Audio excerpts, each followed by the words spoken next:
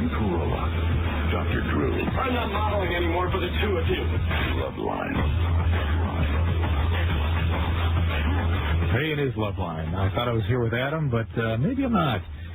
The phone number here at Loveline. Oh, there it is. There we go. Adam, how are you? All right. My engineer over here, Matt, is pointing at something on his console. Apparently wants me to do something. Hey, but say hi I'm to not Matt sure what for that me. is. I know Matt. Oh, you know Matt. Matt's a good guy. He is good. Matt showed me where the bathroom was and got me a cup of horrible coffee. That's on radio. How do you like the new Westwood One Studios? I'll tell you, I see where all the money is going from the ones in Southern California. It's all going to the East Coast branch. All right, it is Loveline. I'm Adam Carolla. That is Dr. Drew. Phone number 1-800-LOVE-191. Fax number 310-854-4455. Dr. Drew is a board-certified physician and addiction medicine specialist. Well, Drew, I'm over here in fabulous New York, and I'm drunk. I got to be honest with you. I can hear it. I can smell it. Yeah. Can you smell it over there? You're actually slurring your speech for the first time. Oh, for Christ's sake. I mean, you know, sometimes I come in with a buzz. Yes. Yeah, tonight I'm loaded. I really am. You're there with that derelict. Excuse me, with Daniel. He's a dangerous guy. Here's what we did tonight. We went out with Daniel and Jimmy and a writer from the New York Post for sort of man's night out. We went to Peter Luger's in Brooklyn for a world-famous steakhouse and had a ton of beers, ton of Bloody Marys, and a ton of steak. And then we went to a place called McSorley's where they give you, like, you order one beer and they give you 10, and then it was off the scores for a little strip club action. And then I got dragged out of my dream into my nightmare, which is Loveline. So here I am. I'm tired. I'm drunk. I'm surly. Let's start the goddamn show. Thank you. Fair enough. Drew? So, yeah, I'm here. Are you okay? You're in charge of the call tonight, right, buddy? I'm in charge of everything. You're 3 sheets to the wind. Hey, buddy. Yeah. Let me tell you something, man. I mean, you know, we don't talk all that much. Maybe it's the traveling that's doing it to me, but I really love you, man. You know that, right? Yeah, I do. You're fine. You're cool. You're cool. Okay. All right, man. All right. Here comes John. He's 50. I'm just saying I miss us. You know what I'm saying? I don't mean us. I mean, you know, the old us. Right? You are effed up. I can't even follow you. Well, I think we could find that again, man. Me and you? Well, let's try to find that tonight. How about that? Like right now. Okay. All right? Yeah, all right, brother. Yeah, that's cool. Oh, man, are you a mess? Hey, man, what are you wearing? How did you get over there? How did you get there? We have a limousine. Did you take acid or something tonight? Seriously, don't tease me. What are you wearing? I'm wearing a surprise. Jeans and a blue shirt, light blue shirt. Oh, yeah. Slow down. All right, let's go to the phone. Are you finished? All right, John, 15. John. Yeah. Hey, what's going on? I just want to say, Adam, Angel, good, great, awesome. Thank you. We'll say good. Good's fine. And Drew, DrDrew.com is pretty good. I've learned a couple things there. Cool. Okay, during sex, my girlfriend, she got queefs, and it smells, or she's embarrassed, and I want to know what's going on. You're 15 and having... It doesn't smell, though, does it? It smells like fish. I know. Now we don't believe you. Now we don't believe you, John. Right. So, because Drew, I don't know if you're queefing or farting, but it smells really bad.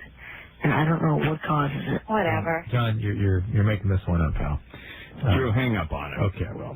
Listen, I'm loaded and I know this kid's lying. Yeah. Queefs don't smell because it's the air you put in, That's right? right. It's a piston effect. You're pushing air in and it kind of sloshes around and pops out and that's it. Doesn't go anywhere. All right. Right. Now that I'm in charge here, man, are you cool, man? Yeah. All right. Come on, man. We're going to burn through some calls. Amy, 16. What'd you say you were wearing? What are you wearing again?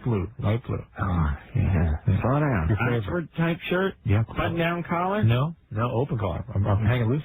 Oh, yeah. Okay. Who are we on with? Amy, 16. Hi. Hey. Okay, tomorrow my cousin, who is 20 years old, is having an abortion, and this will be her third one in a year. Wow. And I was wondering... One of the unfortunate side effects of the availability of abortion is that many women may consider it birth control. Exactly. And it's not. Right, which I think she does. Yeah. Because she doesn't use any other protection. Oh, for crying out loud. Yeah, she's... Why not at least use the morning after pill? Well, the important thing is she's learned her lesson. Yeah, 3's a charm. 3 times? Yeah. Yeah. And I was wondering what kind of effect that would have on her. Like, well, multiple abortions are in fact associated with fertility problems, but she's getting there, and it's not so much that issue as sort of the idea that she's using this as birth control, not making more appropriate, taking more appropriate measures to get birth control, and the fact that this takes a toll on people emotionally too. It really does. So yeah, but what if you're so effed up? Yeah, you know, what if you're effed up enough to get it 3 times in the first place? To get it by the age of 20. Well, what I mean, get pregnant 3 times? Yeah, I mean, if you're effed up enough, hold on, stay out of this, Amy. oh, sorry. If you're effed up enough to get pregnant 3 times and get 3 abortions before the age of 21, you know, aren't you sort of scarred emotionally anyway? It means something. It means something. Even you and your drunken stupid recognize that it means something. How dare you? Okay. Well, yeah, all right. So, Amy, what do you want to do about it?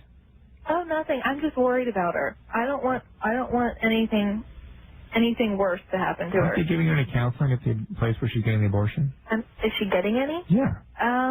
You know what? I'm not sure. I doubt it. Okay. I think it's just kind of I'm going just to get it type of thing, and I'm Can you accompany her? Works, Drew. Drew, how dare you? I'm talking. She gets her ticket punch, and then the 4th one's free. Okay, she's working up to that. Okay. But go with her and see if you can get her to sit somebody from this organization to sit down with her and do some counseling with her.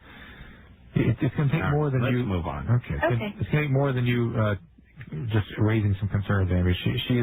She's on a tear here, and she needs some real intervention. Okay. Well, at least she's getting abortions. She could have 3 kids by now. That's true. Keith, what a horror that would be on him. Oh, imagine that. Yeah. She could also imagine hers at.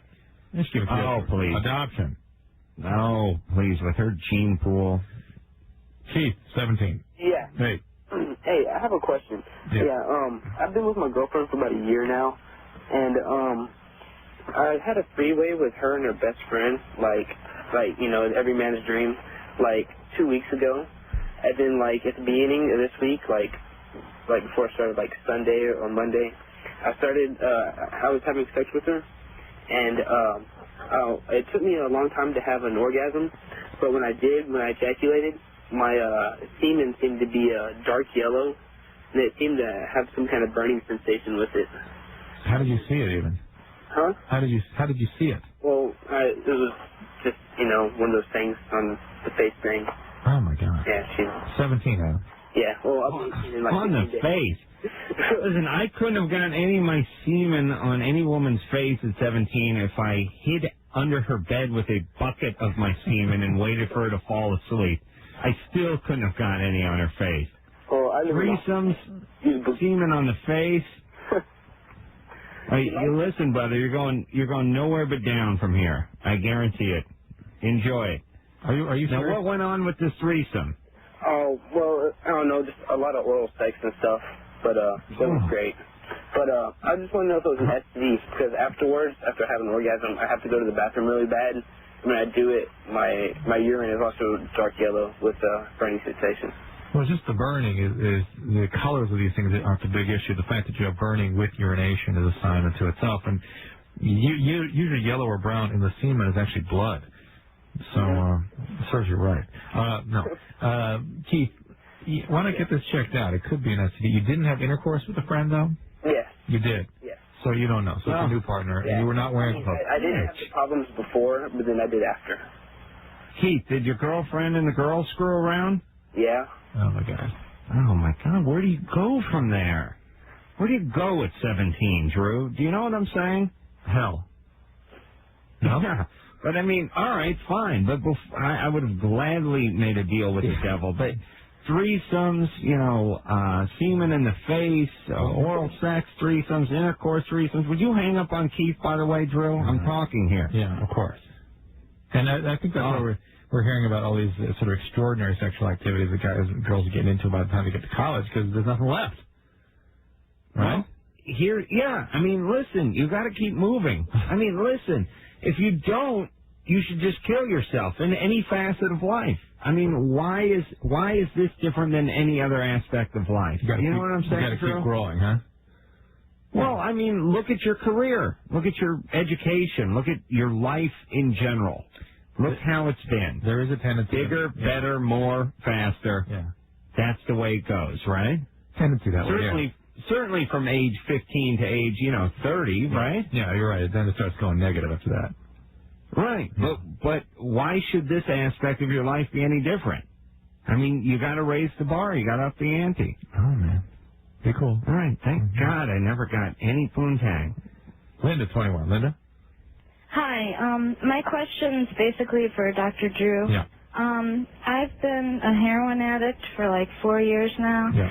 And for the past, 2 of those years, I haven't had a period at all. Very common. The heroin changes the dopamine levels in the brain. It suppresses the output from the pituitary gland and commonly will suppress menstrual cycling. Okay, does that mean that I could be sterile? For the time being. Let's hope. Yeah. In every case I've ever seen, the cycling gets restored when people get back into recovery. Sometimes you need a little help. The more serious issue is that this phenomenon is often associated with low estrogen levels that may put you at risk for osteoporosis, softening of the bones. So you do need to see a doctor about this. Also, are you underweight?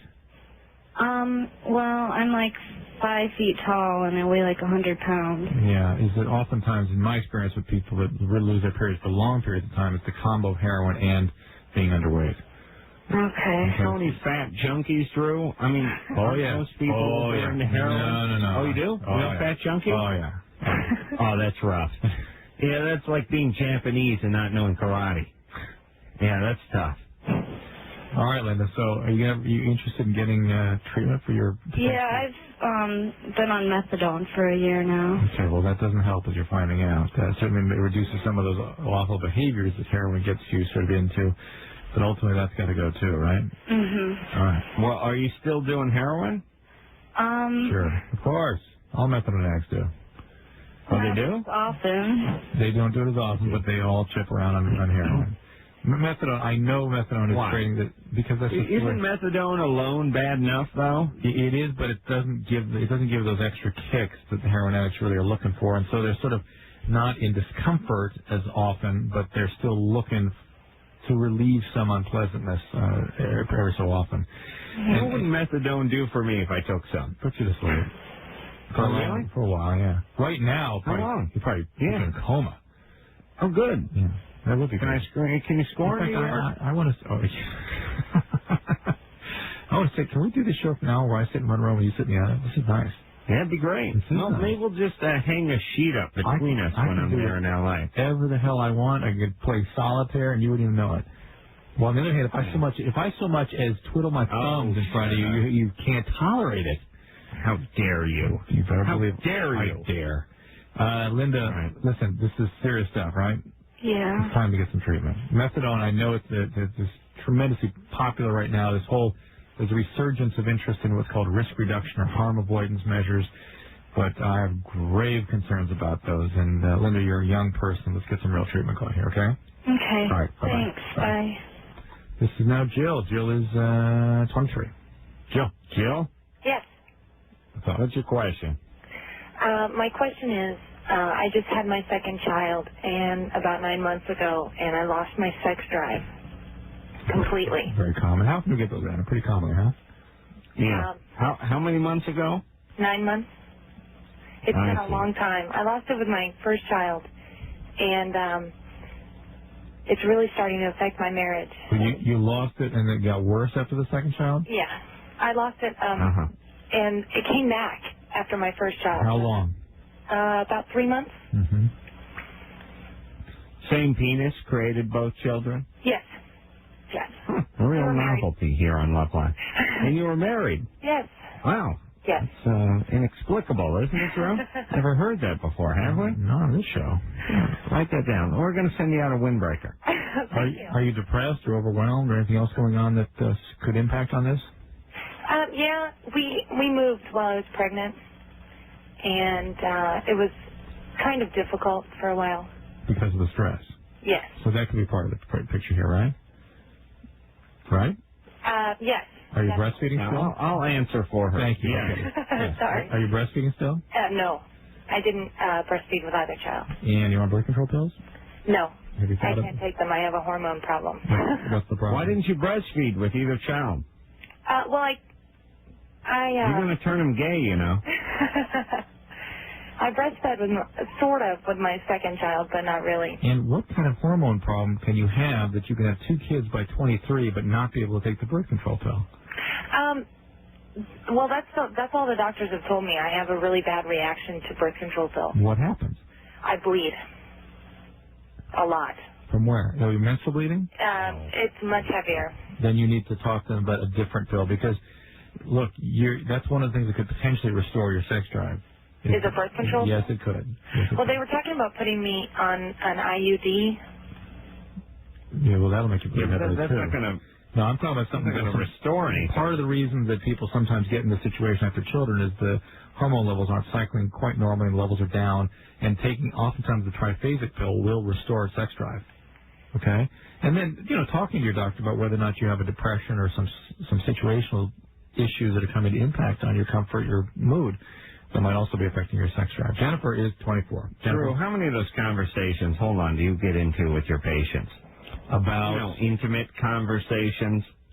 Every day. You know what I'm talking about? Every day. Really? Yeah, every day. Something. Was it saying to you, like, I'm not menstruating and my sex drive is down and my husband, he's only interested in the third input. And you know what's interesting is that women are much more sort of matter-of-fact and comfortable with this stuff than men. For men, it's a little bit of a, ew, I can't talk about that. Women, they get down to business. This is, sort of matter-of-fact. Yeah. Who's on now? This is Jennifer. You awake, Adam? Yeah, huh? You all right? Yeah, hey, good times. Good times, all right. You bring a stripper with you, Jennifer? Yeah, I'm here. I can't believe Is this show 2 hours long? Oh, yeah. Enjoy. Are you all right? You happen to have a seizure or anything on me? Let's hope. Jennifer, how old's Jennifer? 24. Okay, my question. Jennifer, go ahead.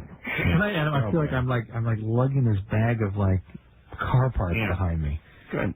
Yeah, it's how I feel every night, except for it's rusty horseshoes. Jennifer. Okay, I'll try to ask now. My question is, I am... Hey, Jennifer, this may just be the booze talking, but I don't like you already. No, I'm a good person.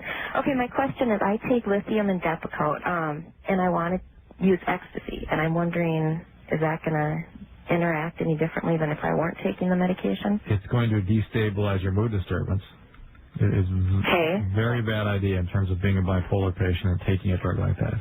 Very bad idea. Is it going to, eventually I'll just go back to normal though, right? It's not like that. Not necessarily, especially at your age. Now I'm going to extrapolate some data here. There's evidence that if you induce manias at a critical age, oftentimes that's somewhere between 16 and 25, actually probably 18 and 24, you can precipitate severe manias that might not have otherwise occurred in your lifetime. Okay.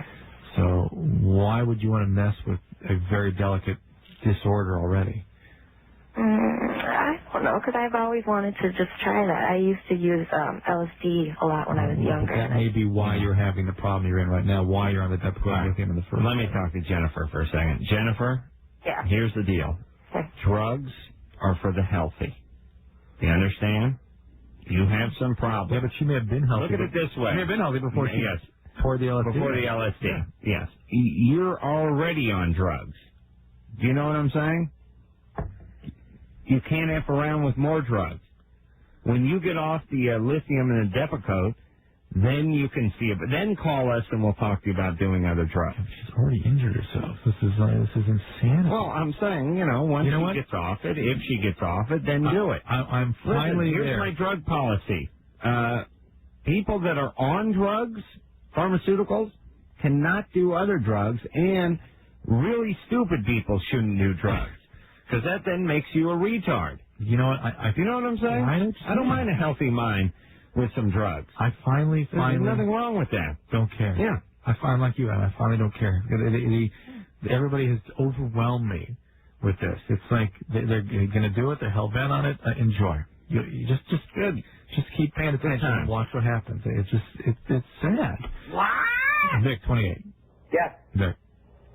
Yes, sir. Yes, sir. How's it going? Fine. Good. Got a question. All right. My wife just called me tonight. My ex-wife actually, were divorced, and she said that, well, it's been an ongoing thing, but she has cervical cancer, and she said it's something that I have, a virus that has caused this. All right. Adam? You awake? What the hell are you doing? You're flossing your teeth. Is this show You're over? flossing How your many teeth. things we're doing? You were sitting back and flossing your teeth, right? How dare you? No, I'm not. I'm just, I've hit the wall. You're using like a white piece of paper to floss your teeth. I can hear it. Am I right? Listen, I haven't slept in 2 goddamn days. Do you understand me? Yeah. And I got dragged out of a strip club to come to this crappy show. Now let's get this over with. All right. I said we forget about the commercials tonight. We just spill right into the next segment. We're going to take a break. We're going to get back to Vic and his wife and her cervical cancer. That's a horrible teaser. Come on, just answer Vic's question. You know what's cool? There's nothing there. Hang on a second, Anderson. Oh, shut up. Which button do I have here that will turn him off? Do I have one? Oh, good. Yes. Hey. This is awesome. I love this. All right, Adam, just hang on there 1 second. We'll get back to Adam and his stupor and his strippers, and we'll get back to Vic and his wife and her cervical cancer after this. Boy, am I drunk. Yeah. It is Loveline. I'm Adam Carolla. That is Dr. Drew. Phone number 1-800-LOVE-191. I'm in New York, where it's very, very late. I think there's like a 7-hour time difference here, Drew. Oh, really? Yeah. Yeah, it's Thursday. It's 7 hours. Here. It's 7 hours because 17 hours ago you started drinking on the goddamn plane. Oh, that's true. I know you well, man. I know what happened. Yeah, but listen, why bother flying first class if you're not going to drink that booze? And, Drew, you would have loved me. I was in fine form. I was having a couple Bloody Marys waiting to take off, and there was a representative from American Airlines who wanted to know if I had any ideas of how they could improve the first class experience. It was, oh my God, it was beautiful. Yeah, at about 400 points for her to go over. After about 20 minutes, she had an ass full of me and was like, okay, all right. Excuse me. Yeah, I'm sure. I know what you opened with.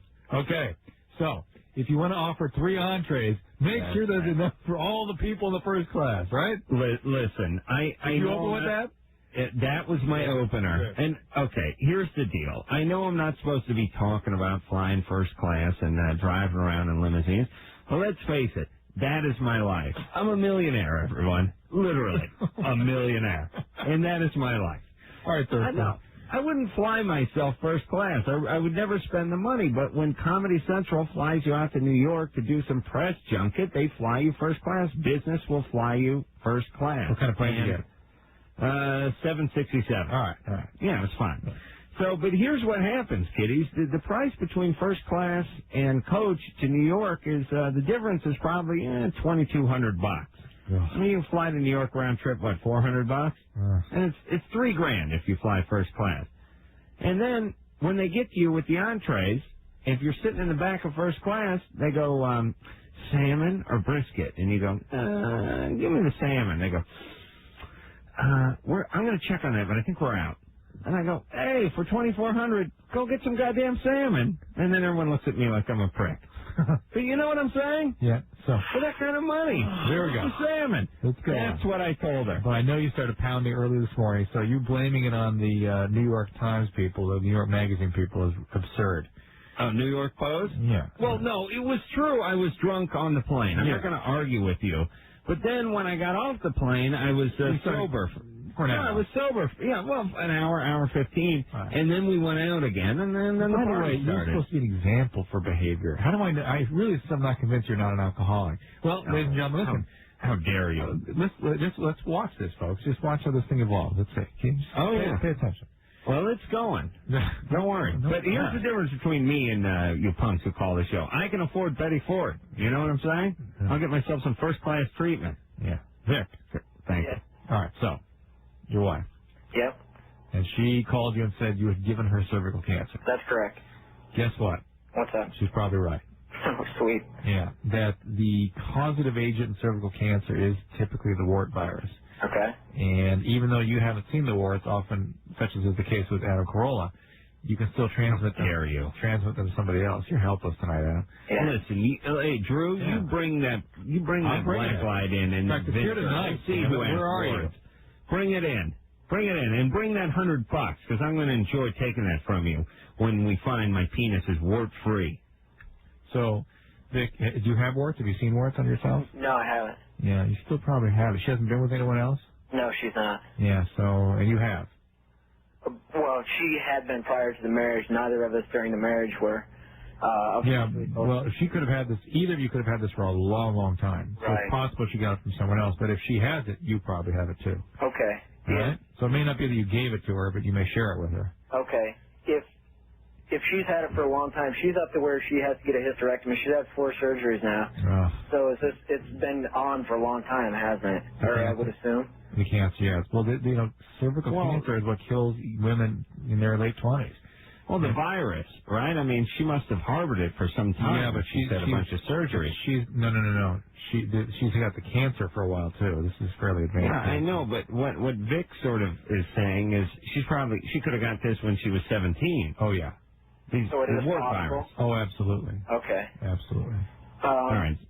So don't blame yourself, Vic. Yeah, that's a big, that's a lot of pressure right there, It's pretty destructive to everything for her because... Well, I would sit down with her doctor and not let her sort of dump that on you. I don't think that's accurate.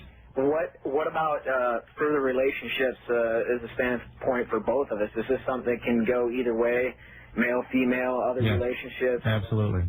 So there's no... And most of the people you come in contact out there, Adam, most, are going to have this virus. Not true. True. Hey, listen, whenever you say that, always picture your penis with a big wart on the end of it.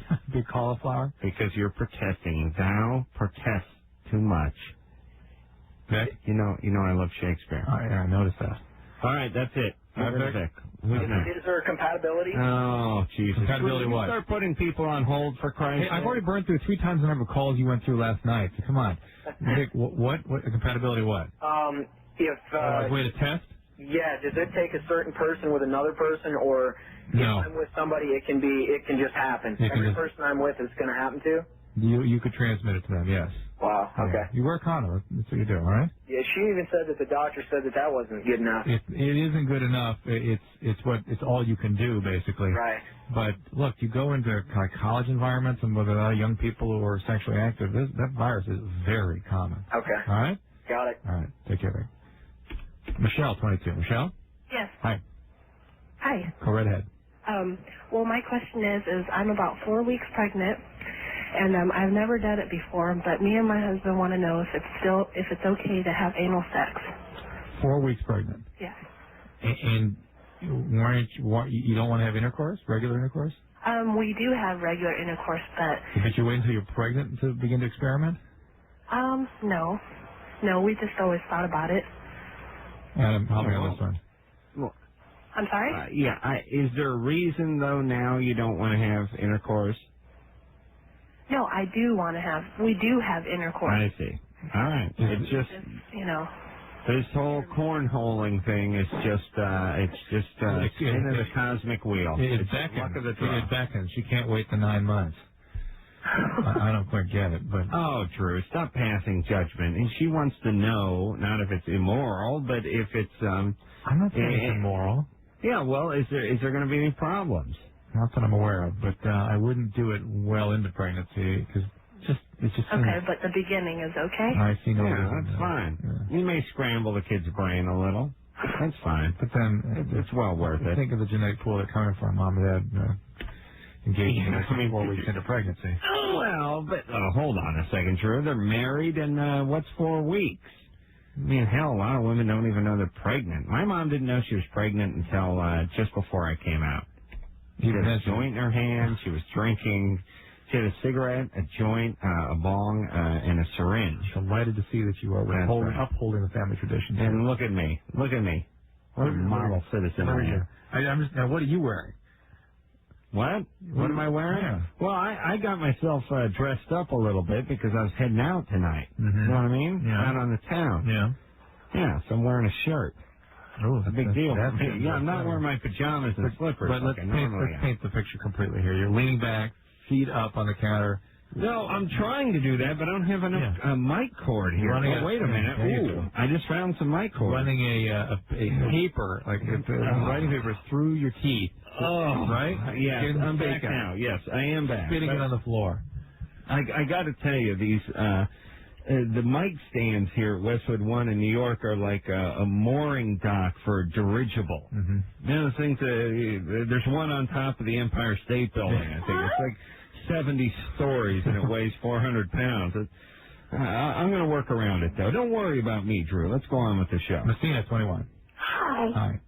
My question is, for the past 2 months now, I haven't been able to have an orgasm with my boyfriend. How come?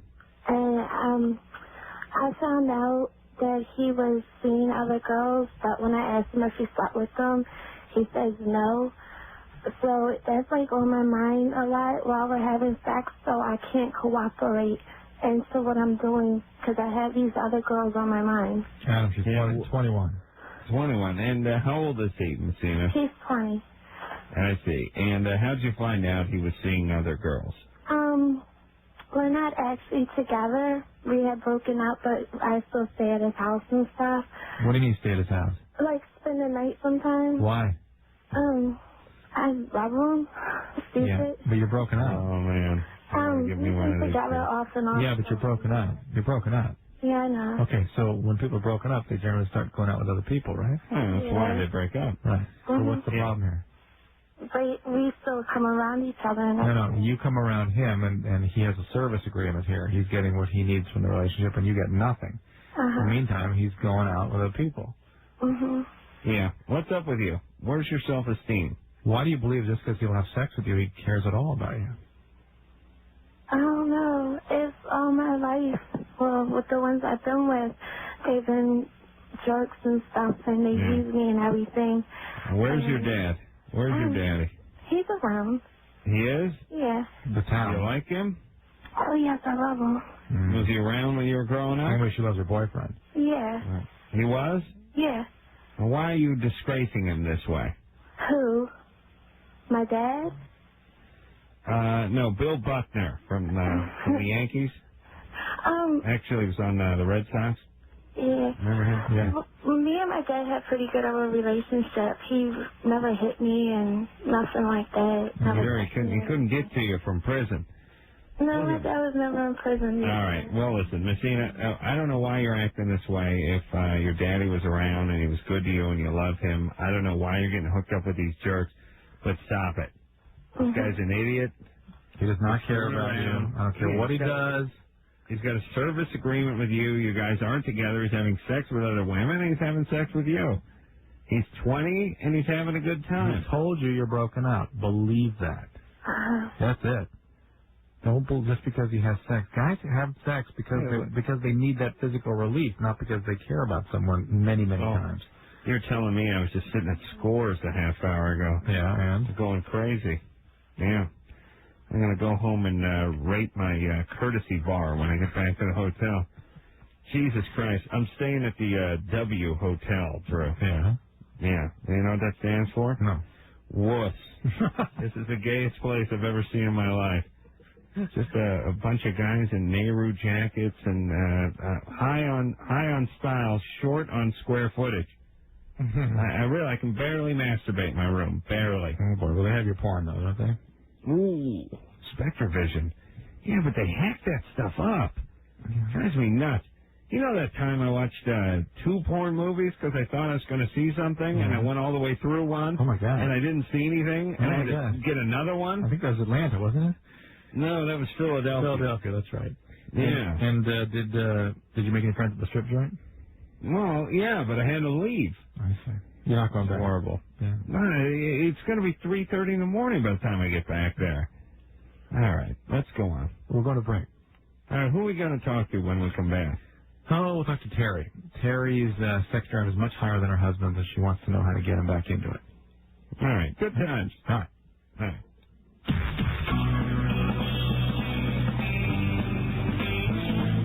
Hey, yep, it is Loveline. Hey, that's me, Drew. Yep. I'm Adam Carolla. That is Dr. Drew. Phone number 1-800-LOVE-191. Fax, forget about that. I'm in New York. Dr. Drew is back there in L.A. I haven't slept for 2 days, and I'm drunk. So, let's get this show on the road. All right. Oh, my God. Yeah? Do we, seriously, are we going to do another hour after this? Seriously, yeah. Oh. Huh? I bet you have to get up at 7 o'clock and do TV. Oh. Am I right? No, I don't have to get up at the crack of F tomorrow like I have the last 2 days. I'm doing Conan, TRL, and The Daily Show tomorrow, but the following day I'm doing some sort of radio press junket that starts at 7:30 in the morning. So, I'm going to be extra cheery for all those morning shows. And anyone who's done one of these things, and I'm guessing that's nobody, right, Drew? Do we have any celebrities listening? Drew, you've done these morning junket things. They're awful. They're like, blah, blah, blah, blah, blah, blah, blah. Scaly boy and the fishermen are coming in, blah, blah, blah, blah, blah, blah, blah, blah, blah, blah. And they all, you listen, the smaller the town, the worse the name of the morning show, and it's never one guy. It's always the morning zoo. Yeah. And, horns honking and cowbells ringing, and holy Christ, I want to kill myself. It really makes me ashamed to be in radio when I do these things. All right, Drew, where are we going here? All right. I can tell that shame just troubles you to no end. Terry's 27. Yes. Terry? Yeah. Yeah, what's going on? Hello? Hi, Terry. Yeah. Yes, I just have a question. I have a 5-month-old baby, and ever since I had the baby, it seems like my sex drive is like a lot higher than my husband's. And I just want to know how I guess the opposite of what usually happens after a baby. And you guys before were more compatible? During my pregnancy, no. You were what? We weren't. Well, what way? I'm sorry? In what way? What way, what? Oh, boy. Oh, boy. Hey, you're not going to do homeschooling with this kid, are you, Terry? No. Okay, dear Lord, thank you. What was different during the pregnancy than opposed to after? Oh, I'm sorry. During the pregnancy, pretty much we didn't have sex at all. Because? I think it freaked him out that I was like pregnant and there was something up there. Was your sex drive still higher then? At the end of my pregnancy, it was. And it's sort of sustained since then? Yeah. I see. Yeah. It was 5 months ago? Yeah. Okay. Well, does he know maybe your husband's freaking out with the mommy thing a little bit. Yeah. Well, we have a 6-year-old, so. So you guys got that. Does he know you're feeling this way? Yeah, he knows. And he doesn't care? If I get to bed with him when he goes to bed around 9 o'clock, okay, yeah, we can fit it in. But if I'm in bed 9:15, forget about it. Adam, I got to tell you, honestly, I have a hard time understanding guys that are this way. I just don't get it, yeah. Well, Drew, you're a very passionate man. Very passionate. No, you my blue are. shirt. No, you're passionate though. I mean, you like the ladies. You always have. You've always been very amorous. As a matter of fact, you like the gents almost as much as you like the ladies, right? So, Drew, if you were here, I would take advantage of that promise. Here's what I want to say, Drew. Yeah. And I know you're a man of science, but you're a man first and foremost. Some guys have a little different metronome than others. You know, we're a little different cadence, a little different pace. You're a hornier guy than I am. Who? I mean, you are. I mean, when you just break it down. I mean, sure, I went off. I love the conversation. I must be the world's greatest enabler because I love the conversations we have when you're on Vicodin or just loaded on alcohol and pot. Yeah, well, enjoy it because, I'm coming down. Another hour and a half. I'm not going to have a buzz going. And unless Engineer Matt gets me a beer. Yeah, Matt, what is that? Oh, Matt's got a joint. That's cool. All right, hey, listen, Drew. No, you know what I'm saying? Like you're a passionate guy. Right. But you're a horny guy. Whereas, like, I can get it going, but I'm a little more laid back that way. Well, you know what it is, really. I think it's the tone of our autonomic central nervous systems. Mine's like excitable, and yours like unexcitable. You know what I'm saying? Right. And it ties into all that. Right. Yeah, I don't get whipped up as easily as you do. Yeah. In any facet of life. That's right. All right, so maybe Terry's husband's just he's working, he's tired, he's a little more laid back. Yeah. Is Terry still on the line? Yeah.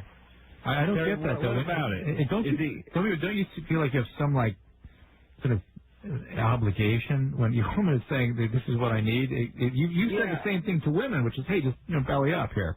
No, I know. Yeah. Belly up, legs up. I know what you're saying, though. I can't understand just sort of going, no, sorry, honey, I'm tired. Well, yeah, but, you know... Yeah, he does it probably, let's see, there's 7 nights a week, so I hear probably, sorry, honey, I'm tired, probably at least 4. All right. Have you packed on any weight? You got a hair on your lip or anything like that? No, well, I mean, I just had a baby 5 months ago, so I'm not as skinny as I was, but... Yeah.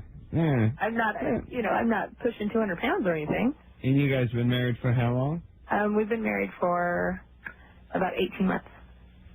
Oh, so you have a sick... Well, he has my 6-year-old from a previous marriage. Oh. See, the mommy thing may kick in here a little bit. And you said we have a 6-year-old. No. Oh, Jesus. Hold on. Listen, I can't put Terry on hold and talk about how goddamn retarded she is, but I said to her, it feels like an hour and 45 minutes ago, well, maybe this guy's a little freaked out over the mommy thing because, you're pregnant, he doesn't want to have sex with you, now you've given birth, he doesn't want to have sex with you. A certain percentage of guys, and I'd probably include myself in that list, I get a little weird with the whole mommy. This is no longer some hot chick you married. This is mommy you're banging on top of. And she quickly dismissed that and said, oh, no, we have a 6-year-old. Yeah. In which case I went, oh, all right, well, the guy's been through it, and I guess that's not the ways of looking at it. Now, as the story unfurls, it turns out it's not his child. Right. This is his first child. Yeah. Why? How can our callers get any stupider? They're working on it. Really? Yeah, they're working on it. I know. It's like, as a matter of fact, eventually it's going to come full circle and it's going to be genius. Yeah, real smart. How stupid they are. All right, let's see if we can get one. Peter, 17. Jesus Christ. Peter, go ahead. Dr. Drew, I have a question for you. Yeah. I think I'm OCD. I'm wondering if that would translate into a predilection for addiction, like drugs or alcohol. Not specifically, but some people have conceptualized addiction as an obsessive-compulsive disorder. Oh, I see. And there probably are some shared genetic mechanisms. And if you had a family history of addiction and OCD, I'd be sort of concerned that perhaps that's a marker for you carrying that gene combo. Oh, I see. But not in and of itself. Do you feel like you sort of seek substances in your environment to get relief? I've never smoked a cigarette even or drank or anything. No. I'm not sure. I think this is your OCD obsessing about your having addiction. Okay. 17 years old? Yeah. Hey, you got time. I didn't get started on anything for a while, Now look at me. Peter, relax, all right? All right, thanks. Wait. What do you do with the OCD? You wash your hands all the time? It's not really it's not really ritual, but if I think of something that I think I have to do, then I'll do it. It's not like a ritual every night. It's just... What are you afraid that happens if you don't? If you scratch your ass, could you pick your nose? No. Oh, really? I'd have to wash my hands in that case. Oh, forget it. I don't have. It's none of that OCD for me. Are you afraid something's going to happen to you if you don't engage in these compulsive behaviors? I'll use my imagination to think up some crazy things. Sometimes, but I know it's like what? Give us an example. I could somehow get sick, or someone else can get sick, or something bad's going to happen to you or somebody else. Yeah. And yet, even though you know intellectually that's crazy, oh yeah, absolutely, you succome to it anyway. Yeah. Okay. Yeah. I wish I had some of that. I wish you did I too. could get more done. Yes. Yeah. I wouldn't use my underpants to wipe my ass before I throw them into the hamper. Angel. 17. Angel? Hello? Hey. Hey, what's up? Wow. Angel. Yeah, yesterday I noticed that, on my scrotum and, alongside the belly and the head of my penis, so it got, this, dried up look to it, and it feels kind of like a waxy feeling, I would say, or crumbled up wax paper or something like that, and I've never had anything wrong with me before, so... Where is it again? It's everywhere. Yeah, it's all around the scrotum of the penis, the whole belly of my penis, on the head of it. Does your penis have a belly? Well, it's got a back. If it's got a back, it's got to have a belly, right? That's true, yeah. Kind of missed that in anatomy class. Oh, yeah, the belly of the penis. Yeah. Yeah, I think Jonah was eaten and lived for some years in the belly of the great penis. Okay. All right. Angel, I'm sorry. I find trying to make an assessment of skin problems woefully impossible on the radio. All right, So, this sounds like could be like some kind of heat rash type thing. It could be anything, but it does sound like go get it checked out. It doesn't sound STD. No. It's all over everywhere. Skin problem. He needs to have it checked out. Right. It's a very moist area down there. All right, Adam. Get your moist ass down. Are we take done? A break. We got 5 minutes. That's it, right? No. 1 more hour. You go ahead and load up again. Head on. Once you go back out to the strip bar for a few minutes, I'll talk for a while with myself for 20 minutes. You get recharged and come on back. You got a limit. I need a hair from the whore that bit me. Yeah. That's what I need. All right. Good times here, Drew. Indeed it is. And until then, we'll take a little break.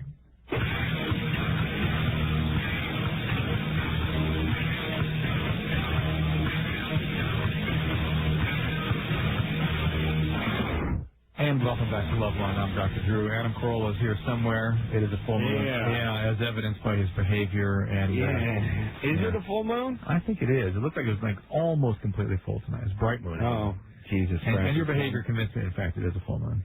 The sun is coming up over here, Drew, so there's no moon. Yeah. You know what's great about working the graveyard shift? I'm looking through my studio window into some monitoring rooms. There's a guy just sprawled out sawing logs. I mean, I got to believe that's part of the agreement when you hire somebody to work, they work the shift from midnight till 8 a.m. Yeah. You got to figure they're going to be doing a fair amount of sleeping. Yeah. Don't you? But you got to have somebody there. And doesn't that sort of, come with the territory? Yeah. I mean, if you're going to get a guy to work at 4:30 in the morning, he should be able to saw some logs. Did you have trouble getting through the security guard at the front? No, he actually seemed to know who I was. Yeah, the same guy probably I had. When I came out, 3 in the morning when you get done there, the whole lobby smelled of pot. Oh, really? Oh, that's great. Really? Oh, yeah. Yeah. Engineer Matt over here is giving me the thumbs up. Matt, the security guard, he tokes out in the lobby or somebody else? Somebody's toking in there. The point is he's not saying anything. It's funny. They can't just step out of the front door. That's what I thought. That's what occurred to me. That's the whole lobby. That's brazen. I'll tell you what happened. Let me tell you. If I know bad employees, let me tell you how it works. For the first 18 months, the guy went around the corner. I mean, he went out the front door. He went down to Lexington and smoked that weed, right? And as the years wore on and he got a little more comfortable and he never got busted, he started to work it. To a certain point, about this time last year, he was probably just standing outside of the door. Yep. But then one day it was raining or snowing real hard, and he started to head out, and he said, F it, I'll just do it in the lobby. And from that point on, it's been lobby. And Lord knows, Adam, you know about employees that coast and push limits. Oh, my God. Yes, that's me. Eventually, they come in loaded and get on a radio show. Well, fly an airplane. That's the beauty of my job. It's important for me to show up drunk. I thought you were going to say it's the beauty of your genius. Oh, yeah. Oh, okay. Yes. Yeah. And as I've said many times, it takes a great man to admit he's great. Thank you. Hey, boy, Matt, when I was working there, he'd bring me coffee and like a Diet Coke every night. Unbelievable. Yeah, Matt's dynamite. Yeah. Yeah, Matt gave me, I don't want to make you jealous, but he gave me a reach around during the last extended break. Whatever. I got that too. This is Jeff, 14. Jeff? Yeah. Remember, I'm a passionate guy. You're very passionate. It's true, you bastard. Oh, Jeff. Hung like a black rhino. What's going on, Jeff? Yeah, well, I'm uncircumcised. Yeah. And I was just wondering if it's true that put you on pills for 2 months after they circumcise you, so you can't get an erection. Not 2 months. They might do. No, it's about 8 weeks. Yeah, I think there's concerns for a couple of weeks. Okay. And do you know how much it costs? Is it expensive? I don't know, honestly. I don't know. I imagine you got to pay for an operating room and some anesthesia. It's not going to be cheap. Oh, okay. Yeah. Would insurance isn't going to cover that. I don't think so, since it's electric. What if you're Jewish? You think insurance would cover it? Yeah, I don't know. Maybe they could pass the basket around a temple. But more importantly, what you could is make an argument that there's some medical reason you're getting stenosis or irritation or bleeding or something that's making function impaired. Yeah. And then you could sort of probably get it that way. All right? Yeah. Okay. All right, Jeff. Good luck. All right, thanks. Drew, I know we're talking about this, but it really cracks me up because I hear this PSA all the time. There's two things that crack me up. The Southern California Jewish Centers. Yeah. Was I talking about this? No.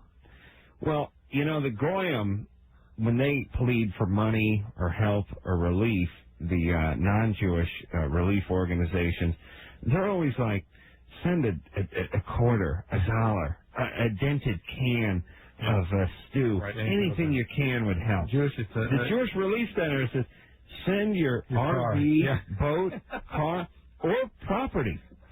They've now added property to the thing. Only the Jews could think in this grandiose fashion. Whereas, like, you go, yeah, I got about 400 acres around Big Sur. Yours. You know what I mean? Like, who gives away property? I mean, I understand wearing out, a pair of jeans and throwing them in the Goodwill bucket out front of the market, and I understand maybe even having like an old moped or something, or 10-speed or something, but an RV, a boat, property you're giving away? Please, it's very lofty. And the other thing I've learned from this commercial, which I hear it all the time, they play it on AM radio, is my other beef is you don't need a jingle for everything.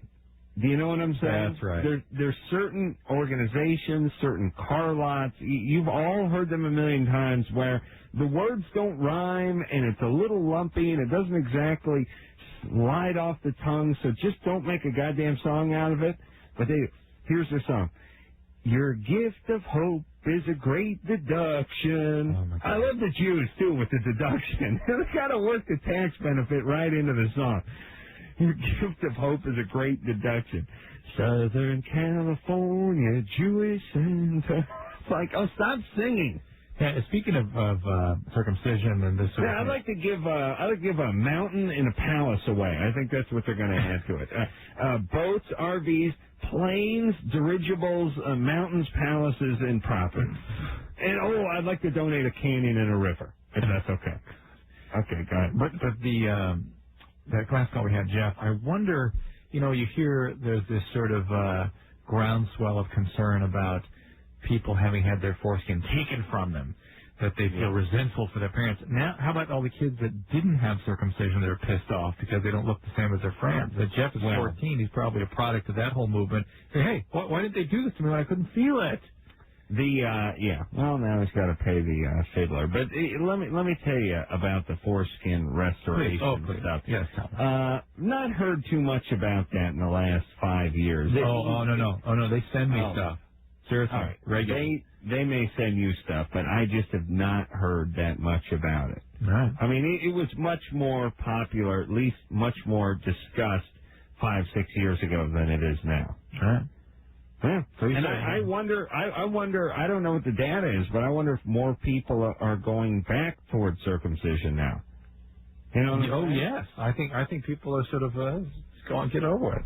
Is that what they... Drew is such a fan of circumcision, he even had his daughter done. And my dog. And the dog. That's right. What are you talking about? His dog there. You can't discriminate. All right, go ahead. All right, let's go to Tom, who's 18. Tom. Hey. Hey. I'm thinking about getting my nipple pierced, and I was wondering, are there any side effects to that? Do I have anything to worry about? Scarring, bleeding, infection. Yeah, but everyone seems to make it okay. Yeah, obviously a lot of that's commonly not major issues associated with it. What about being able to swim this summer? And you can't breastfeed, Tom. Oh. It's not because of the piercing. I just don't want you to breastfeed. All right. Where are you swimming? Well, the pool or the lake or something. Oh, I see, in a body of water. I understand that. I thought he meant, the way he said it is like, how about, swimming? I thought he was on the team or something like that. No, yeah, well, just like getting in the water, will it get it all messed up? Not if you give it time to heal, and I don't know what that will be, probably a few weeks. Okay. Okay? All right, Tom. guys. All right. Good times. Hey, I wonder what this means to a woman, by the way. I don't know. Maybe I'm out of touch, but do chicks dig this? Guys you know what I mean? with nipple piercings? Well, here's what I mean. Here's what's in it for me as a male when I see a woman with some kind of piercing or a tat or something like that. Open for business. That's what I'm thinking. Like when I see a woman who has a tongue piercing, for instance, or a nipple piercing or whatever piercing, it's not that it's aesthetically pleasing The only good that could come of it is, I think, okay, she's good to go, this one. Yeah. She's ready for action. Projecting that, yeah. Is projecting. Right. Even though they may not even necessarily know consciously that's what they're projecting. That's how guys perceive it anyway. If you went out on a date with a girl who had a tongue piercing, you'd be thinking, I may be getting myself a BJ before this night's over. Well, I got an idea. Now, here's my point. When a guy has a tongue piercing or a nipple piercing, what's in it for women? I mean, are they thinking, ooh, he's good to go? Well, yeah, I don't think it's so. a great question. They know guys are good to go anyway. All right, here's how we're going to figure this out. I'm gonna during the commercial, I will check the in the news message board at drdrew.com, and women and men go in there and put up a posting on what it means, what women think it means when a guy has certain kinds of piercings, how they perceive that. So it's in the news message board at drdrew.com, and I'll check it during the commercials. All right. Yeah, good times, good times. All right, you are loaded. Susie, 21. I'm tired too. You know. No kidding. Hi. You're not slowing your speech quite so much, though. Thanks, Susie, what are you wearing? Yes. Hi. Yeah. Blue shirt. Okay. Susie, how old are you, baby? I'm 21. Oh, yeah. What are you wearing? My pajamas. My sexy lingerie. Oh, really? What do you look like? I'm tall, 5'10". I weigh 1/3. Wall. She's tall. Yeah, how many W's in that tall? And, yeah, where are you from, New Jersey? No, New York. All right. Well, I was way, way off. Hey, baby, you in town? Oh, that's right. You're in New York. Hey, No, baby, I'm in LA. Oh, Jesus Christ, I was going to swing by after the show. What's up, Susan? All right. Okay, my boyfriend keeps insisting that he wants anal sex, and I'm like all nervous about it because it looks painful and I heard it hurts. Why would you want to go ahead and do that if it's not something you want to do? Well, I would like to try it. All right. Well, I see. Just to say you did it, right? Uh-huh, yeah. So that one day when you get married, you can tell your husband. And the grandkids. All right. Don't want to know. They'll be moved. And I would like to know what I should do so it won't hurt or make it easier for me. You got to rub Coke. And about a year ago, or even a year and a half ago, we had that woman in the studio here who wrote a book about this. Yeah. Yeah. What was that called? So you should read her book? Yeah, she had all kinds of suggestions. And what's her name? I think it was The Road Less Traveled 2, Up Your Cornhole. I think I said. Wasn't it? Like, you know how the title works? The Road Less Traveled 2, in parentheses, Up Your Cornhole? Oh, my God. Yeah, that was it. Yeah. Yeah, that was it. I have no idea. Yeah, I don't know. She was screwed up, though, wasn't she, Drew? Yeah. Okay. But she Susie, has some experience. Listen, if you don't want to do it, don't do it. No, I would like to. Okay. Well, if you want to do it, then use a lot of lubricant. Make sure, you're nice and... Anderson whispered my ear butt plug. So thanks, Anderson, for that delicate remark. Yeah, start with a butt plug. A graduated butt plug. Yeah, I remember when my dad got me my first butt plug. Yeah. I remember that. I cried like a baby. I don't know. Use a lot of lubricant, okay? And listen, if it hurts, stop. Right. There you go. Not the healthiest thing we do. Make sure he's wearing a condom. Hey, so far no feedback in the news message board at drdrew.com. What do women perceive when guys have piercings? What does that mean to them? Let's go to Ginny, who is 17. Ginny. Hi, I was just wondering what the effects of acid was after like 50. 50 years of age? No, 50. 50 hits. Yeah. Well, I believe that after about 30 hits, my clinical experience has been that somewhere around 20 or 30 hits, or if you've taken one sort of large multi-hit dose, you're going to have mood disturbances the rest of your life. Panic, anxiety, and depression that must be treated with medication. In fact, and even that is difficult to treat. And I just want to know why, too, because I've had like a really good childhood and everything. Because it's a brain injury. It depletes the mood centers and actually damages the cells in there and depletes the chemicals that are there to maintain your mood. Well, how many hits you... hold on there, Lab. How many have you done, Jenny? Around 50 to 60. Yeah, I see. Fantastic. Well, listen, you're still young. I'm sure you got know your whole life to be screwed. One of the markers for the brain damage is seeing trailers still after fast-moving objects. Do you still see trailers? Yeah. Yeah, that doesn't happen because it's cool. That happens because your brain has been damaged. Yeah. And that's one of the signs that in my experience, is associated with the severe mood problems down the road. Okay, so what can she do? You got to see a psychiatrist who has experience dealing with this, because it is a specific problem. All right. And it's going to be something you're going to be dealing with the rest of your life. Okay. All right? Thanks. All right, Jenny. Hey, good times. That Okay. kills me. That kills me. Yeah, well, listen, y'all. Don't F with your brain before you're 18. Even after 18. Yeah, sure. Yeah. You know what? I don't care. I don't care anymore. I've got the Carolla syndrome. I'm overwhelmed by people's just constant. Here's the point: if you get started with something after 18, it's probably not going to take anyway. You're not going to be doing it recklessly. Yeah, that's probably true. Yeah, I mean, why mess with the paint before it's dried? You're really going to screw it up. You really are. Marie, 16. Hi, Marie. Yeah, I think my dad's. Well, I know my dad's cheating on my mom. How do you know? I see this woman's name on the caller ID all the time, and I had never seen it with my own eyes, but just the day before yesterday, it was around 11:30. He a quick call came, and he was just like, "Oh yeah, I'll be there," and he hung up and he pressed something to erase it from the caller ID. But we have 3 phones with the same line, so I ran upstairs and I checked it, and sure enough, it was her name. And there have been things like my grandma. She's at home all day with him, and she hears him on the phone all the time. And she used to be my violin teacher, and so that sort of gave a connection. But I stopped with learning from her, and still they have a connection. And and I wanted to stop, but I don't know what to do. All right, wait a second. Why is he home all day with your grandma? Well, where's grandma now? Oh. Huh? My mom's. Is your mom? Wait, hold on. My mom's mom. What's your grandma? Yeah, that'd be your grandma, right? Yes. Get past our callers. Huh? I'm sorry, I've been at home for a long time, so I'm okay. Drew, hold on. Write this one down for the Loveline archives, because our callers find new and innovative ways to be combative on a nightly basis. Is that your mom's mom? Yeah. No. Yes. My mom's mom. Is that your grandma? No, it's your mom's mom. I'm sorry, I think you're right. All right, baby. Okay, listen, I can see your panic. Your dad has a business. Yeah. And he stays home. Yeah, he's home all day. What kind of business is it? The company. Okay, hold on. Transportation, I don't want to do so much on it. What do they do? What does he do? It's a transportation company.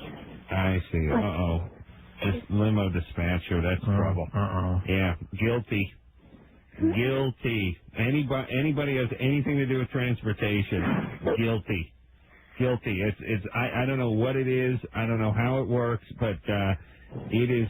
These guys are bottom feeders. I don't know. Yes. He's at home all the time. He has people who work for him. And right. Okay. So now, how's your mom doing? I think she knows. Okay. Well. Okay. So here's the point. If you think she knows, then you should stay out of it. This is for them. Yeah, I think so. I agree with that on this one. But she's not going to do anything about it. She's just, not saying anything because she doesn't want to start a fight. And yeah, but it's between she and her dad. Maria, they've had conversations. I guarantee no, it. You just don't know it. Really? Yes, you just don't know it. How old are you? 16. 16. All right. Listen, Maria, let me explain what you need to do in life now. Focus on school. You're not going to talk your dad out of this. Maybe he is, maybe he isn't. Your mom already knows more than you do, I'm sure. I'm positive of it. Yeah. Focus on school, get your grades up, and go off to college somewhere. Yeah. Maybe that's it. Let it go by? Well, that's it. Well, what do you want to do? Well, I wanted to stop because, see, he has a history of his dad cheating on his mom, but nothing happened. And his sister, how she got married is, she was, this guy was cheating on his wife with her, and then she ended up marrying the guy. All right. Well, what do you want to do, Marie? What? What do you want to do about this? I want it stopped. How? Okay. Let's cure AIDS and cancer while we're at it. What? He's not going to listen to you. Well, okay. Tell him you know what's going on, Yeah. and just tell him how disappointed you are in him. How painful it is for you. But Maria, I'm telling you, I'm going to give you some great drunken advice here. Listen up. Your dad is not a great guy. No. Your mother, even though she's a victim here, she probably doesn't come from a great environment. She chose herself. that, yeah. She chose Daddy and chose to stay with Daddy. Their parents, everything's a mess over there. You, my dear, do not have to be a mess.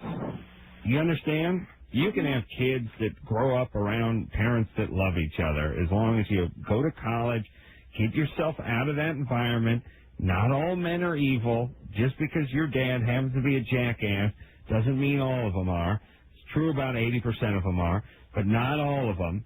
And don't think that all guys are deceitful, and get out of there. Hang out with your friends, hang out after school, get more involved with stuff, and spend a little bit of time at home, and then go off to college, okay? Okay. Thank you. So, time for break, huh? Yeah. That's what ruins it. Is Maria's going to think every guy cheats, and lo and behold, she'll find a guy who cheats. Yeah. You know what I'm saying? Yeah, absolutely, every time. Yeah, listen, guys, you really screw your daughters over when you do this.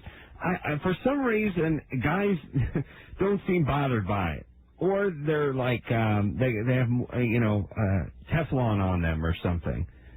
You know what I mean, Drew? Yeah, absolutely. When a young male is growing up and mom is a little whacked out, it's not great for him, but it doesn't ruin him. He doesn't think all women are like mama. Yeah. When daddy's philandering and drinking and abusing and doing God knows what, dispatching limousines, oh, dear Lord. Drew, what is that? Yeah, I don't know what that is. What is I wasn't familiar with that aspect of human beings. No, but you know when people are involved with the transportation industry, how they're all despicable? Limo dispatchers, cab drivers, there's something wrong with all of them. It's all like, what did Danny DeVito play? Yeah, it's all like Taxi, but they're even worse. Yeah. How does that work? I have no idea. All right. They're all horrible foreigners. Those are the only people that deal with transportation in this country. All right, we're going to break. The point is, listen, don't screw up your girls. They internalize everything. Absolutely not. And Brian, I'm going to check out the In the News message board at drdrew.com and see what women perceive, why they are or are not attracted to we're not piercing. Going to get a good. We won't get a good answer out of this. I got a ton of postings there. And the question is, what does it mean to you and why? All right? All right.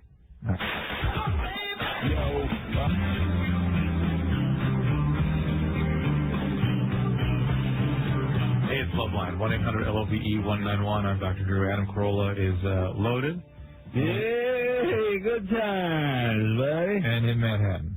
Yeah. And I checked out the In the News message board at drdrew.com, and predominantly what we're getting there is women saying that it projects something similar to what men see, which is basically sort of open for business. But there's sort of a twist to it for women. It's like, oh, that's a bad boy, a dangerous guy. Therefore, I'm attracted to him. As opposed to with men, it's just open for business or not, right? Would you say? Yeah. I mean, here's the reality. Men are interested in, we're talking about piercings and what they do for the opposite sex. Men look at women as women. I mean, it varies a little bit. We don't really care whether she's a bad girl or a nice girl or naughty or whatever. Yeah. She's a chick. She's attractive. We're in. Women are great. They're so stupid. You can fool them completely.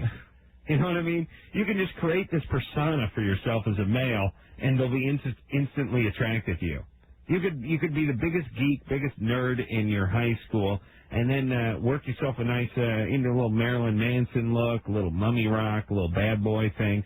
At a certain point in life, dye your hair, lose a few pounds, get a few piercings, cop an attitude, get a tat, and chicks will be all over you. Yeah, they believe it. Yeah, it's great. God bless you dumb broads out there. You know, my problem is I don't cultivate anything. I got to cultivate something. Yeah. The problem with consciousness. Yeah. Well, not wearing pajamas. I think that's going to be my look. That's going to be my attitude. Let's go on. Michelle's 19. Michelle? Yeah. What's going on? I have a question. My boyfriend can't perform longer than a minute, and I was wondering what's causing that. Yeah, that seems like a reasonable amount of time to have sex. I don't know if it's because he drinks all the time, and he said that he's been drinking for 2 days, and if we have sex and he can't go longer than a minute, then he's leaving me.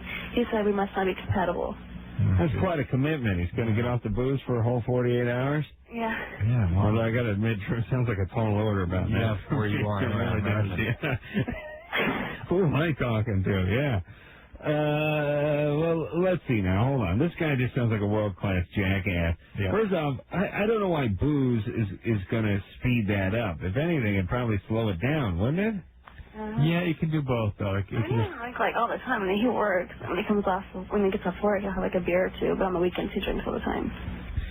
Yeah. Right, but why is he talking about not being compatible? I mean, this guy... We're not meant to be if he can't. I don't know. Okay, listen. Here's the deal. This guy has a problem. Of commitment. It's not the booze, and it's not your vagina. It's his penis. Yeah, but he blames her, and he blames him. It's just, but he also just started taking Herbal V. What? Herbal V. What's that? From GNC. He just started taking that, and he says that he hasn't took it when we were together, but I don't know. Has he always been this way, that he can't last more than a minute? We've been together for a month and a half, and just recently we started having sex. We had sex 4 times, like in the last couple days. All right, you want to ask what Herbal V is again, or do you think you'll just get the he takes it response? Yeah. Herbal V, I don't know. It's supposed to make touching and stuff like 100%, like more, like I don't know. No, forget it. It's like an ecstasy, but it's like a vitamin, I guess. All right. This guy's he's just a jackass. This guy's an idiot. Yeah. Why are you with this guy? Because, I mean, he's a good person. I don't know. He is? Why is he taking Herbal V and blaming you for his penis? You wanted to try it? Okay. Yeah, listen, you tell him he has to work out his penis problem. It has nothing to do with compatibility. Right. I mean, this guy has an orgasm inside of 1 minute and then blames you because, you're just not compatible. Yeah, please. But I could grab this guy's Johnson with an oven mitten. He'd probably come in 30 seconds. Write that down, Drew. An oven mitten reach around. Full release oven mitten, we call it. Yeah, this guy's an idiot. And I don't know why you're attracted to him. I really don't. Are you desperate? No. Nipple piercing? No. No. Okay. Can you think you could get a decent guy? Yeah, but I keep trying. Yeah. I struggle in this. So you chose an alcoholic. Why is that? Huh? Why do you choose alcoholics? I don't know.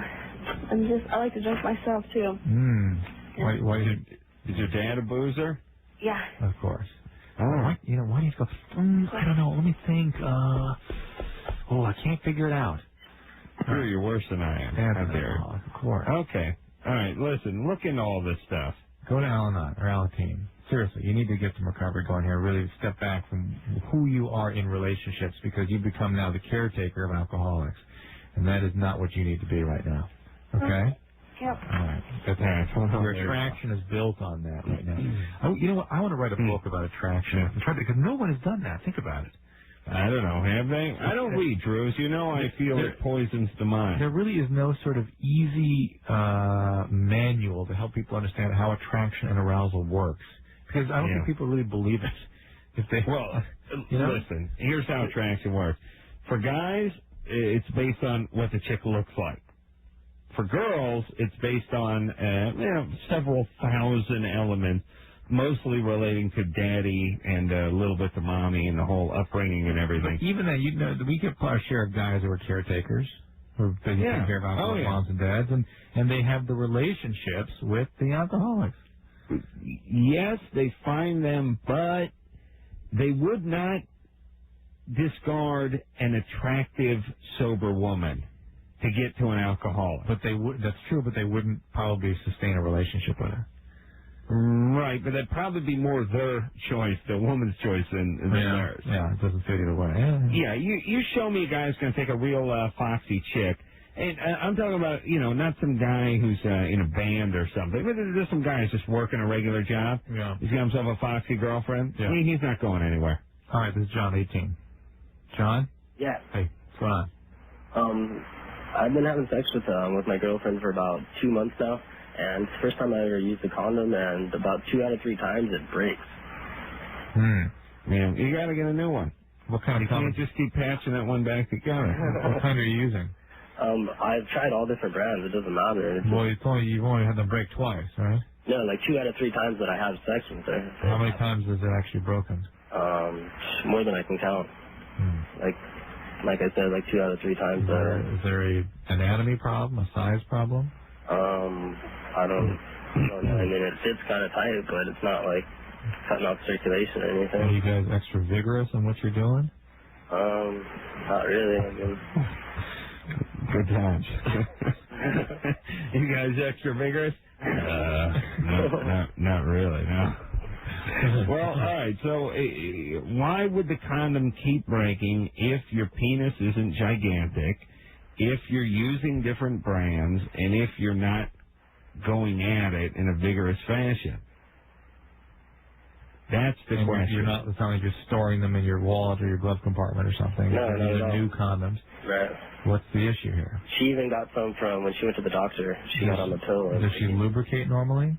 Yes. Do you have a piercing or something in it? No, I don't. She doesn't either. I couldn't understand it. I mean, it just happened today again.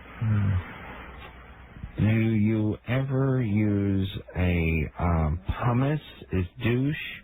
Consult the Ouija board, Adam. Yeah, listen, I have no idea. I would say this could be bad luck. I mean, no. Okay. Well, listen. This probably happened 5 times to him. And condoms do break. And here's what you need to do. Go out and get yourself, why don't you try getting the Magnum ones? You'll look cooler. The ones that are a little bit bigger, try those ones out. Maybe those will do. You're not using, like, petroleum-based lubricant, are you? No. Interesting. All right. We're not helpful. No, we're not. But I don't know what to say. I would also say, Drew, shouldn't he buy, does price make a difference? Should he buy the more expensive brand of condom? I don't know that. Hey, I was calling through some of these comments in the news message boards. Finally, a good question here. Adam, Drew, what's your favorite Woody Allen film? Oh, wow, that's, really, they put that on there? Yeah. I would have to go. Come on, you go with me on this one. Now, I know what you're saying, but I just watched this film like 2 weeks ago. You're going to go Crimes and Misdemeanors? And I enjoyed it, but I'm going Crimes and Misdemeanors. I'm going Love and Death all the way. All right, and I like Love and Death too, but Crimes and Misdemeanors. Should we take a break? Nah. Yeah, good times. Good times. All right, break. Good times. Back once again with it. Loveline.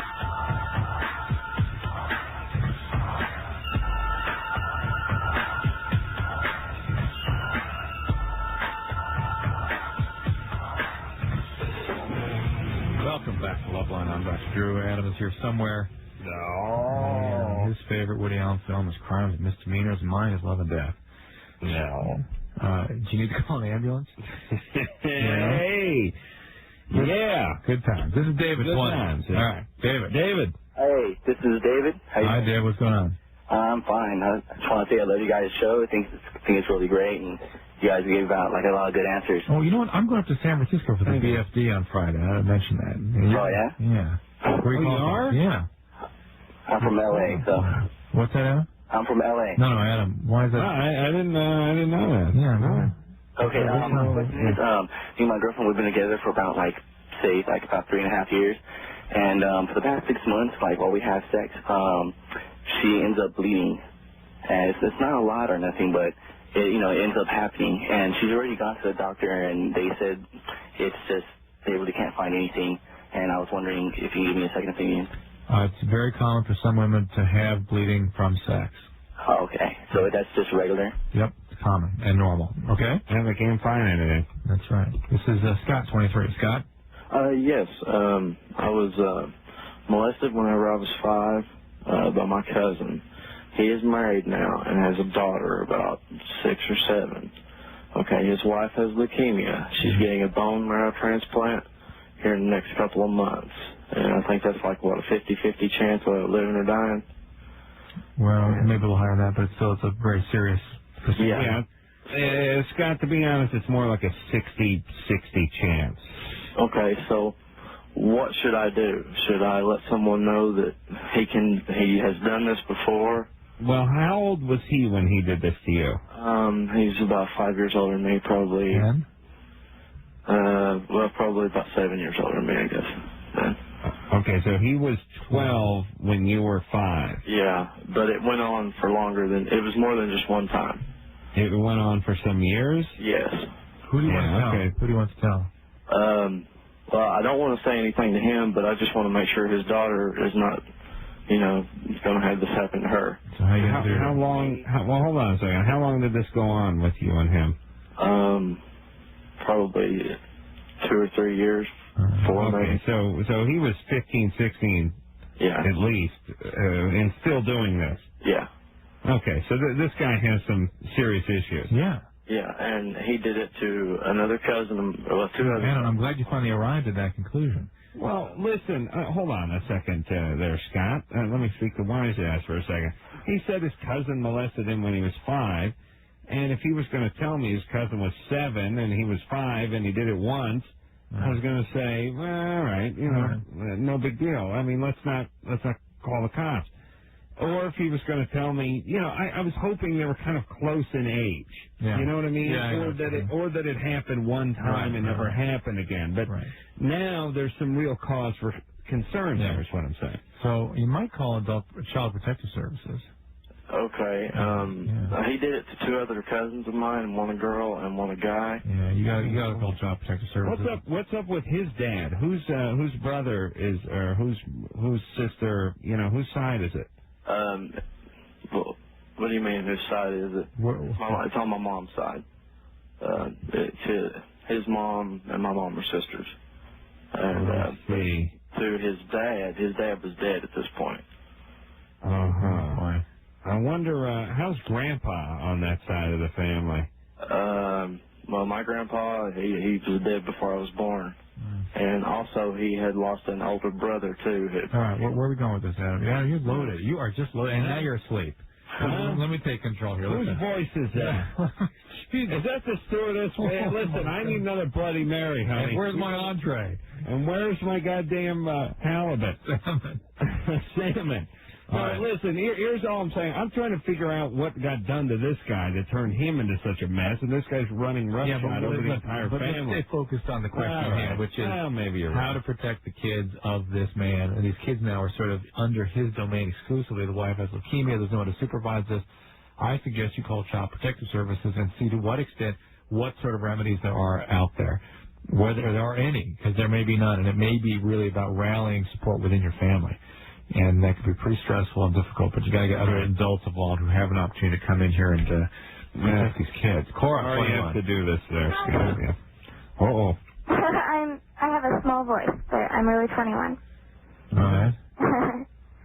Well, I told my boyfriend just recently that when I was in high school, I was a freshman, and I masturbated this dog that came into my sister's female dog, but I felt sorry for it because it was trying to have sex with her, but she was like 4 times bigger than it. Well, wait a minute.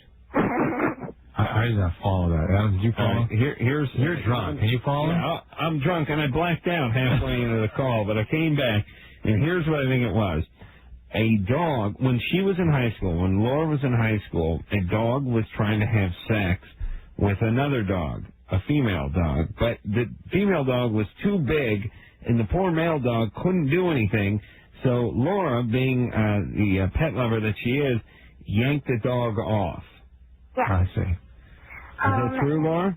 Yeah, who's drunk now? She's compassionate for the male plight. Yeah, she's the Betty White of her generation. Well, my boyfriend, when I told him this, he told me that I was like practically a rapist or a child molester, and he took my 4 pet ferrets away, and now he won't talk to me. Your ferrets? They're I know what ferrets are. Yeah, they're illegal, aren't they? In California. I see. Where are you calling from? Mexico. New Mexico. Yep. I thought you said Mexico for a second. Well, you know, that's a weird thing. It's like ferrets are illegal in California, but they're fine everywhere else. Yeah. All right, Drew, you know what a ferret is? Kind of. It's a weasel. Okay. The Beastmaster had a ferret. Right. Remember that? You don't remember that. He had two of them. He was that leather gay guy who traveled around with a tiger and a ferret, and they did something and threw rocks at bad people. I can't remember that show, but here's the point. Why do you have 4 ferrets, by the way? And what happened to you, Laura? I'm screwed up. I can admit that. I'm very screwed up. I mean, did you really give the dog a handy? Yeah. And I'm sorry, but I was really grossed out afterwards. Did the dog achieve an orgasm? I don't know much about dog physiology, but it was very gooey. Oh, my God. Okay, hold on. Let me just do a little jizz math there. Not a veterinarian. Not a veterinarian, Laura? No. Okay. Oh, she must be, Adam. Come on. No. She says she's not. Now I don't believe her. She's a layman, but felt some goo coming out of the penis after stroking it for a length of time. So I'm going to go way out on a limb here and say that the dog actually had an orgasm. Well, it seemed really happy anyway, and it came back later to the yard, so. I see. Oh, it's 4. Hey, Drew, let me talk to you for a second. Put Laura on hold. Cora, I'm sorry. You know, as a guy, you meet a chick, and you're thinking, hey, this could be something. Maybe she's the one. And then there's always that point where they drop that bomb. Yeah. Whatever it is. Yeah. Turns out they slept with a good buddy of yours. Right. Turns out their dad was doing some kind of ritualistic sex act to him in the basement for a few years. Or that they yanked the neighbor's dog off or something.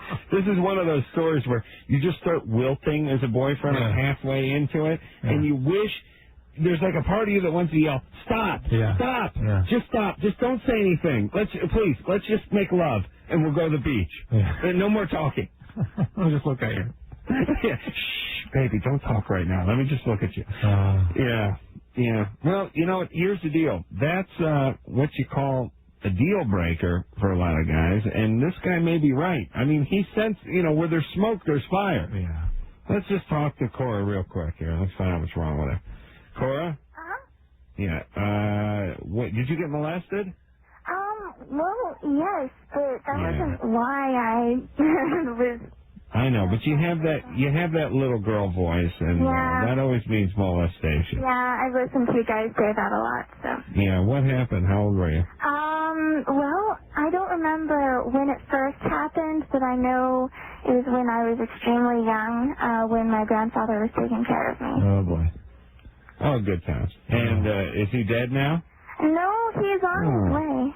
Oh, that's good. So he'll be dead soon? Hopefully. Oh, good. Yeah, fantastic. Yeah, I hope he goes early. I hope someone shoots him 10 minutes before he actually dies of natural causes. What's he have, some kind of cancer? No, he just, eats rotting food and won't take care of himself. Okay, good. Well, let's hope he does. Yeah. Hey, Cora, you got to look into all this stuff. We're not going to really get into the part about you giving Rover the reach around. See, that's good alliteration there. Rover reach around. Yeah, that's good radio. But you really got to look into Grandpa molesting you. That's an issue. Yeah. All right? All right. And I don't know that you're fit to take care of ferrets at this point in your life. This is Joni. She's 22. Joni? Hi. I see I'm 17, but I'm sorry. All right, what's going on? Well, I'm having, a lot of problems and stuff. Well, right now I'm calling from my group home, so I snuck the phone. Wow. And, I said I was 22 because I was thinking about what I was going to tell the cops today if I ran away. Oh, boy. But, I'm really stressed out because I really want to help my family because I've been at a foster home for 14 years.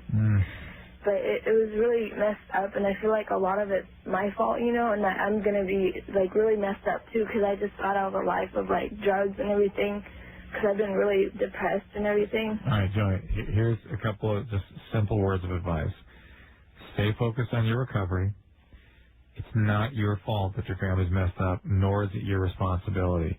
You're not going to be able to rescue them. It's very painful to accept who they are in reality, but that's reality. In the meantime, all you can do, and the only thing you can change is what goes on in you, and you need to stay connected with the program. But the only thing is, now that I'm gone from there, there's no one to take care of him right now. That's not your responsibility. You're the child. You're not the caretaker. Yes, please take care of yourself. And the best thing you could do for them is get your own ass together. Absolutely. That would be the greatest burden relief for them. You can come back and support them if you actually get a job and become functional in society. But that's going to take some work. We got to go to break. You're almost done. You're almost there. No, I'm done now. You're doing fine. I gotta go, like, throw up. Actually, I masturbate. I'm throwing up. It's been a day and a half. Since you masturbated? Yeah. Oh, my God. Yeah, bad time. You didn't emit in the plane or anything? Not counting the one on the plane. Yeah, okay. It's been a day and a half. All right. Enjoy.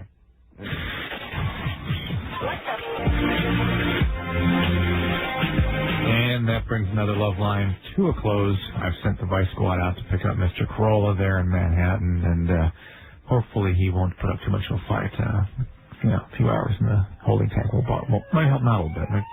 Make him sort of identify some consequences from his behaviors, which God knows have been hard enough to bring to bear. Again, I'm Dr. Drew. That was Adam Carolla. Tomorrow night, it will again be just the two of us. Adam will be from New York, and I'll be... Oh, no, I'm sorry. Do we have tomorrow night the former pimp? Thursday night, we have a very interesting gentleman coming in here who had been a pimp at one time and describe what that life's all about. Give us a chance to pick his brain a little bit. But tomorrow night, it'll just be the two of us. Until then, this is Dr. Drew on behalf of Adam Carolla saying, sit your moist ass down. Well, now, this is Loveline. Just Express.